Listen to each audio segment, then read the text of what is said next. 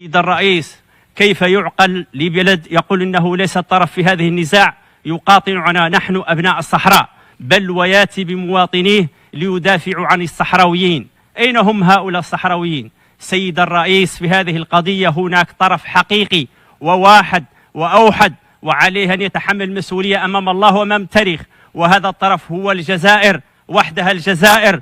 لقد أمضيت حياتي في مخيمات تندوف، أعرف كل صغيرة وكبيرة هناك.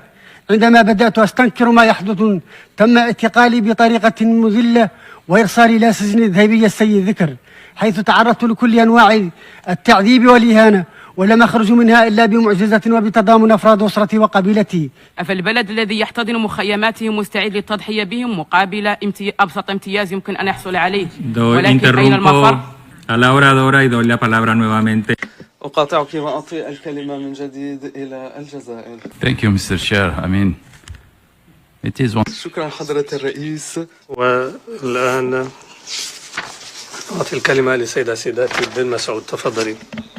السيدات والسادة المندوبون، اسمي سيداتي بن مسعود، رئيس الجماعة القروية للتشيرة.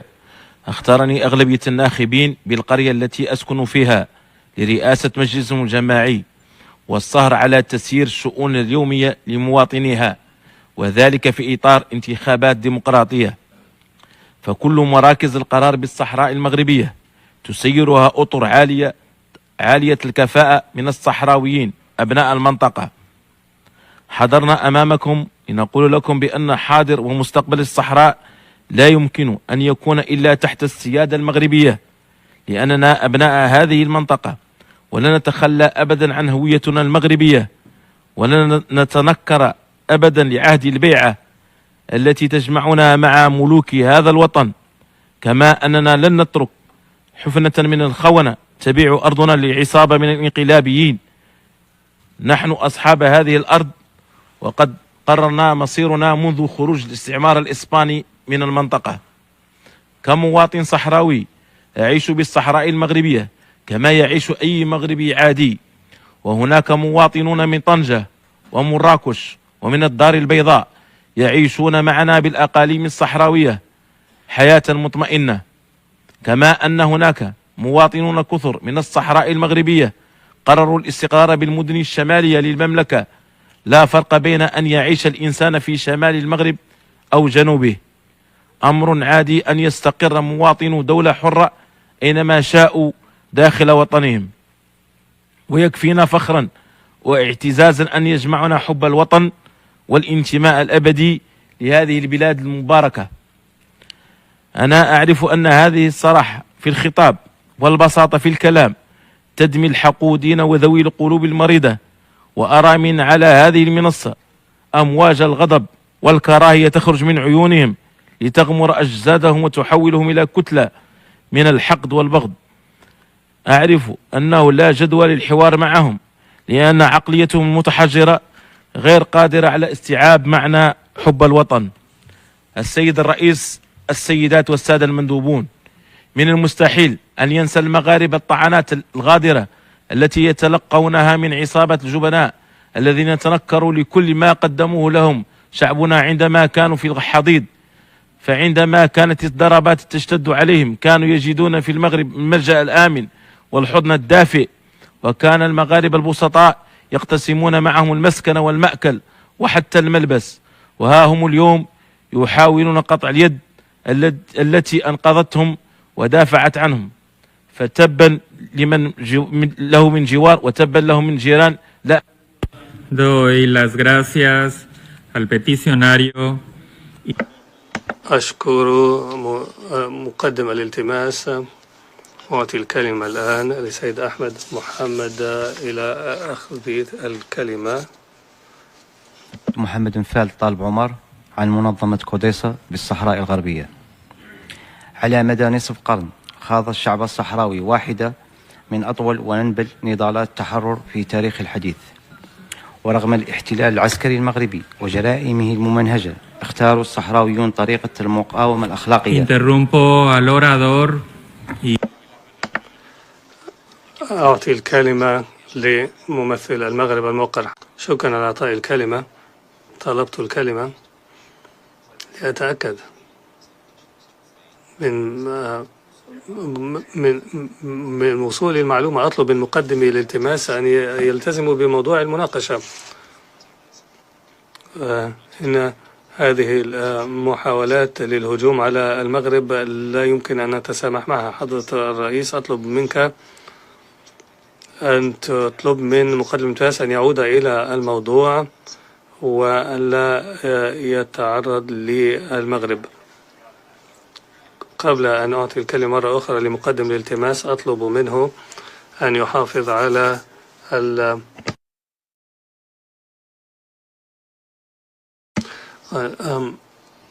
وأطلب منه أن يلتزم باللياقة وأن لا يحيد عن موضوع المناقشة. وقبل أن أعيد الكلمة لمقدم الالتماس، فأعطي الكلمة لوفد الجزائر. شكرا حضرة الرئيس. بداية كما ذكرنا سابقا، نطلب منك أن تطلب من وفد المغرب أن يحافظ على البقاء كذلك واللياقة، وأن يسمح لمقدم الالتزامات أن يعبروا عن آرائهم ومواقفهم بحرية. وإننا نرى كذلك أننا في الأمم تحت المفترض أننا في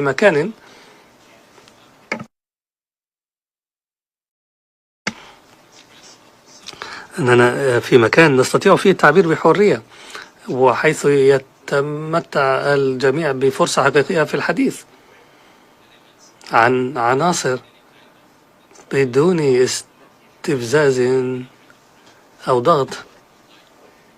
فنطلب ونحن نطلب منك بكل احترام أن تحافظ على اللياقة وأن تترك مقدم الالتماسات التعبير عن رأيهم بشكل مفتوح وشفاف. وشكرا.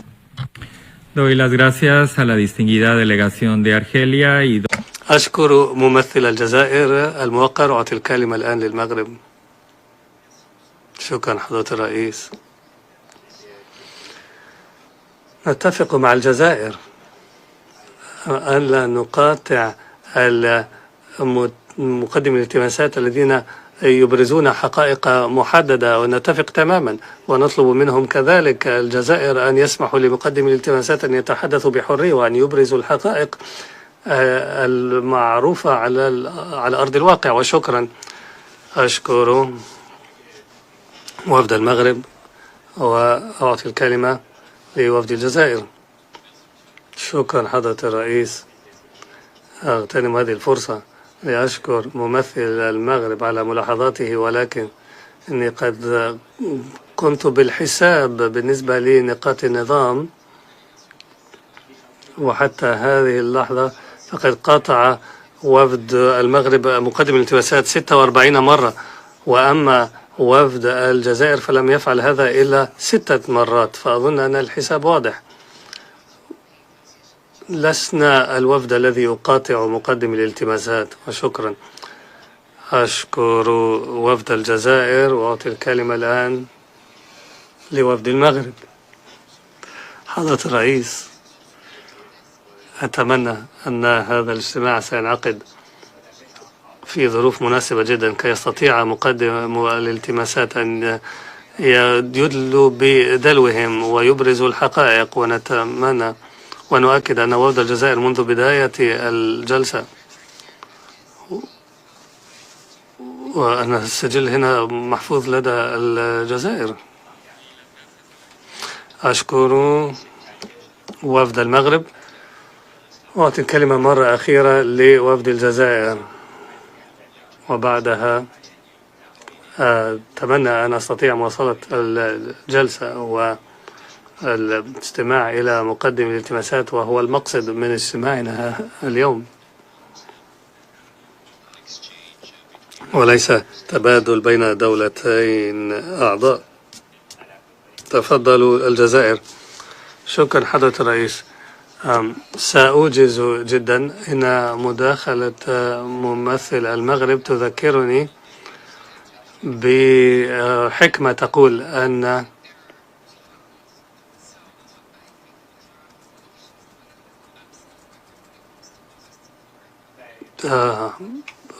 السجل قطعا لدى المغرب فيما يتعلق بنقاط النظام والمقاومة